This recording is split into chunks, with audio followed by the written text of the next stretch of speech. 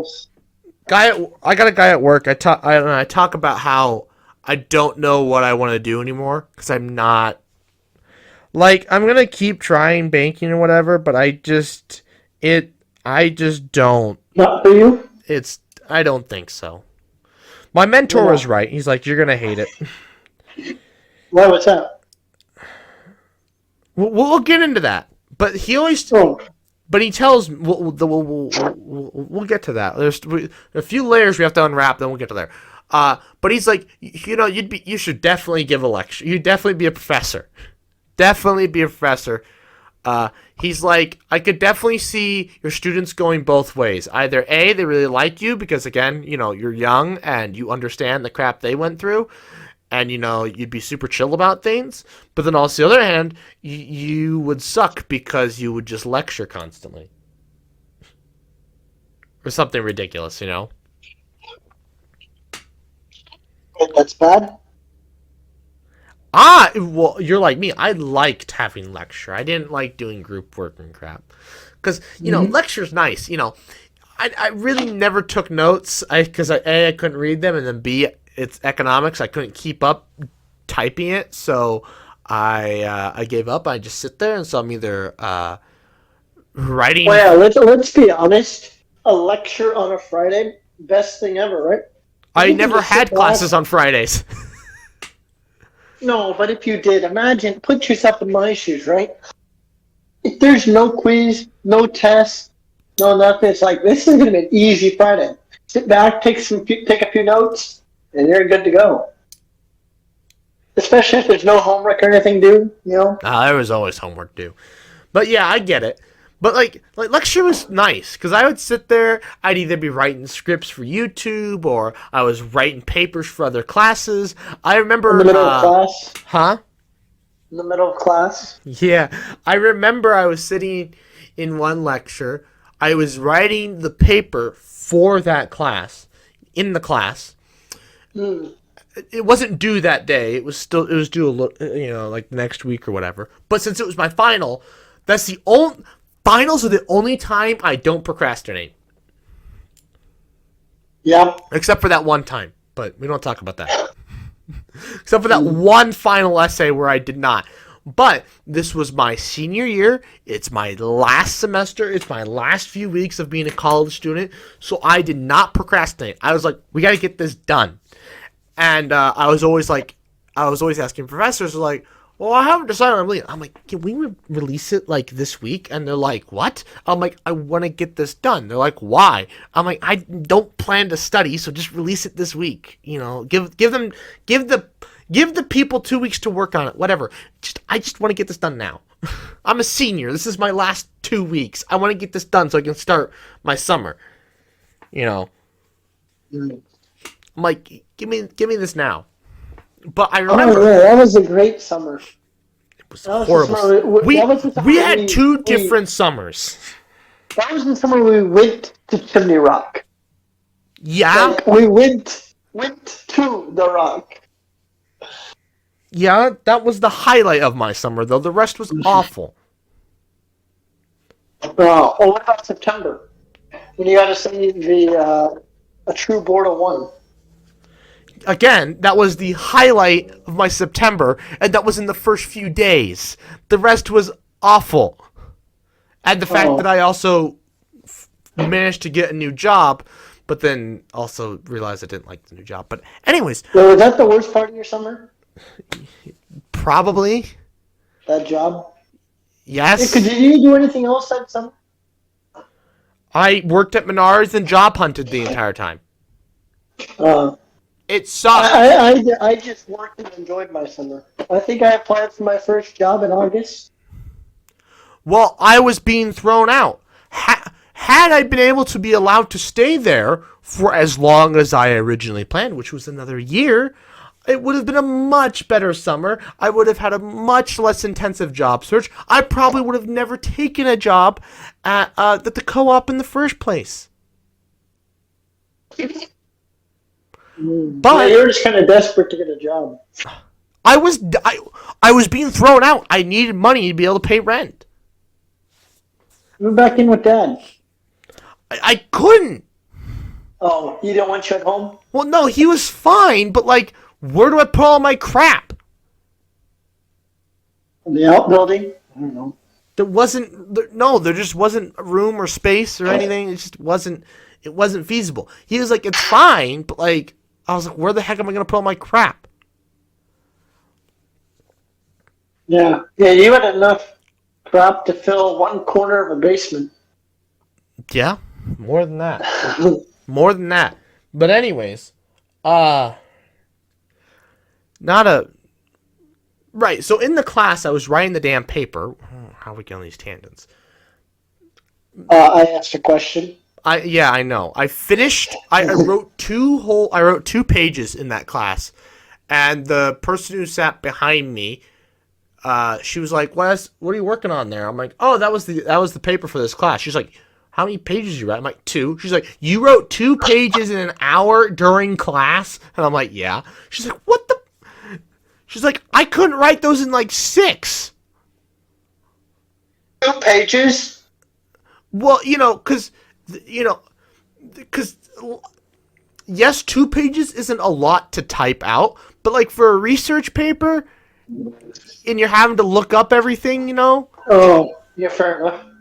it takes a minute. But It does. me, I don't know. You don't give a crap about sources. Huh? So you don't give a crap about sources. Well, Like, I'll find the sources no, it later. wasn't that I didn't give a crap about sources, is I didn't know the source rule. But even if I did, it still wouldn't have slowed me down that much. If anything, it would have sped me up because I wouldn't have had to use so many room, so much. It would have taken up more lines. My papers would have been longer. It would have been great. It would have made my life easier. Wouldn't have had to add fluff everywhere to make the paper longer. Yeah, that is another nice thing about sources. You can add a couple extra lines to your page. You can Yeah. go from having half a page, like ending at half a page, add some more in-text citations, and fill up the rest of that page. Yep. And when you when one of your paragraphs is like a page long before like any sources, and it's literally all just straight, just every single line is a new statistic because it's a bunch of math that I'm walking people through. That paragraph alone would have been like could have been like 2 pages long or something stupid. I saw something the other day, and I wonder how many people have done this. I never tried this. I can't say it's ever crossed my mind to try this. But if you're given a word count limit, type a bunch of random gibberish at the end, and then just white it out. I thought The about computer it. will still count those words, I've thought even though about they're it, whited out. but it also makes me nervous. Because that's the thing. It's like for a paper that's written, it's 1,000 words, no less. It's like they're not going to be able to know. Like if you're pretty close, like let's say you're at like 950. No, I doubt it. They aren't going to know. They aren't going to know the difference of 50 words. But it's just one of those. Well, maybe. No, because it's one of those things where they know about how long the paper will be, and so if you're just kind of at the minimum of how long a 1,000-page paper should look, they aren't really going to care. Yeah, but how much harder is it to just figure out where to fit in 50 more words? Well, no, it's a time crunch thing. For example, I had a paper. I had a Spanish paper I read. It had to be 2,000 words. I was at 1,800, so I had to write another 200 words, and it was like 10 o'clock at night, and I was like, that ain't gonna happen. We're turning this in. So, I mean, technically I had another 2 hours to still write, but it was just like the paper felt complete. And so it's like, how do I add another 200 words, in Spanish let alone, to a paper that feels complete? And so I just turned it in. Well, yeah, And I got an A. And so it led me to believe that it's when they say minimum, because he did say minimum, it's more or less like does the paper look long? Like, does it look like it has a good chunk of information. I think that's what they're going for. They want to make sure that you have enough information, because kids always ask, how long does the paper need to be? How long does the paper need to be? And so like maybe I'll give a page count, a word count, or whatever. And basically, it's just, does your paper have enough information to feel complete, that it flows nicely, and all your statements are well argued? And I think that's what he was looking for in the rubric. Because, see, when I got made for it, because, like I said, it felt complete. I presented, my topic and gave structure to it with well-supported examples, and it felt complete at 1,800 words. And so he agreed with me, what could you add in another 200 words to make it not sound like fluff? That's another big thing. Professors don't like fluff. They just want you to get to the point. And so if you're going to add another 200 words of crap, just to meet your word requirement, it's not worth it. So, in my opinion. This is kind of one of the points where I realized in that class, I already knew that I realized that I had a God-given gift of being able to write papers, at least in college anyways. In high school, apparently, my papers were crap, but professors love my papers. I really don't understand what changed. But anyways, I realized, I'm really good at writing essays. And in this class, it became more apparent, especially when they handed out the grades, and this person was like, "Yeah, I got this." And I'm like, I always expected them to be a much better student than I was.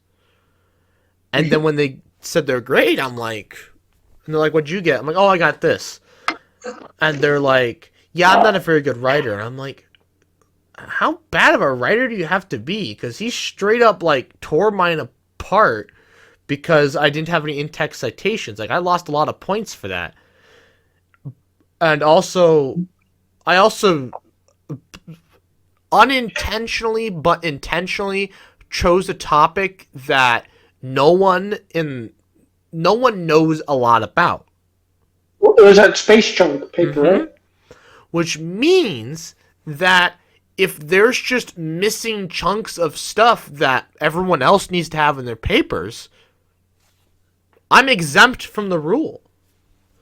Most papers, he'd be like, "Yeah, I deduct you a bunch of points for this," because it's just you just didn't write about it. But he's like, if you couldn't find it, you couldn't find it. So I deduct you 1 point instead of 10. I'm like, hallelujah. Thank God. And then my other super long essay I wrote, they got on me because my grammar, which English wasn't even their first language, so I was like, shut up. Yeah, sometimes when you write, I do feel like English is not your first language. No, this professor. No, I'm talking about you. Well, yes, I know. But this... Your letter that you had me proofread. Yes, I know. That wasn't as bad as I was thinking it would be, but, there were some things where it's like, what the heck are you trying to say here? Well, that was also really tough to write. But anyways, no, but it was ridiculous. I'm like, your English isn't your first language. Why are you the only professor I've had this entire time at UNL that has ever once graded me on grammar? They've all had it in their rubrics, but I've only ever gotten nearly flawless grades on it. So I'm like, why are you ridiculing me now on this? And then she also did my in-text citations. She was like, yeah, otherwise, flawless paper. She was like, that was a great paper. I'm like, fair enough. Same with the space junk. It was just my in-text citations, and then there was a part where I didn't explain enough, but I kind of got away with it, but also I still lost points. Mm-hmm. But otherwise, he was like, it's fine. Perfectly fine research paper. and I was able to write it faster than most people, and I just wonder. I'm like, what? What was your argument for that paper, or what were you trying to present? So it was a policy analysis, Mm-hmm. but not an. There's like two types of policy analysis, and this is like an analysis of an analysis. Basically, you're supposed to write about policies. If there are policies, write about the issues with them. Write about the other research people have done about the policy, how it could be improved, what is being done so that it could be improved for a natural resource, and then or if there's a place in natural resource policy that there are no policies, talk about why there are no policies, talk about possible policies that have created, how you would make policies that would govern this and solve this issue. You just didn't have to do an analytical analysis, because an analytical analysis required to do actual like statistical analysis and data Yep. research, and that was beyond the scopes of this class. B, he just didn't. I don't know why he didn't have us do it. To be honest, it kind of sounded like we were gonna have to, but then he didn't. But I'm so glad he did, because truth be told, I think I was probably the only person in that class who could probably even try to do a statistical analysis, because no one else in that class had taken or was taking a class that would make them prepare to do something like that. Because I was in that econometrics class Statistical at the time. analysis, not just what talking about error. Huh? Statistical analysis, talk about error. Yeah, error and like all the freaking variables, blah blah blah. R. Hmm? And I was the only Did person. you say R? Yeah, I don't remember what. I mean can't square remember value? any of it. But anyways, I was the only person in that class that was probably even remotely capable, because when we talked about the kind of stuff, he would then say, "Yeah, Doc over here, in his class, that's what they're doing. They're doing this kind of statistical analysis of this stuff." I was the only person who had even the foggiest idea of what he was saying. And I still had no idea what he was saying for the most part. But everyone else was completely lost. At least me, I could pick out words and phrases that I knew from the class. No one else could have done it. So it's a good thing, because everyone else would have been just lost. At least I probably would have been able to go to my econometrics professor and be like, "Can you help me with this?" But I used it to write. I did another project because I needed this. It was about cotton seeds, and I needed this statistic about cotton seeds, in like the number of seeds in gin cotton and blah blah blah blah, the mass of it. I don't remember why I needed the calculations. I think it was to calculate loss or something. I don't remember. Point is, I think I needed to know how much raw cotton weighs, and then how much of that is seed. So I could extrapolate how many acres of cotton we could get, how many acres of cotton we would need to grow to get this amount of seed to be able to sell. Anyways, I read a research paper, like, I skimmed most of it, but I did have to read parts of it in depth, and parts of it were straight up the kind of crap I had been doing in my econometrics class. And I'm like, wow. Actually, Huh?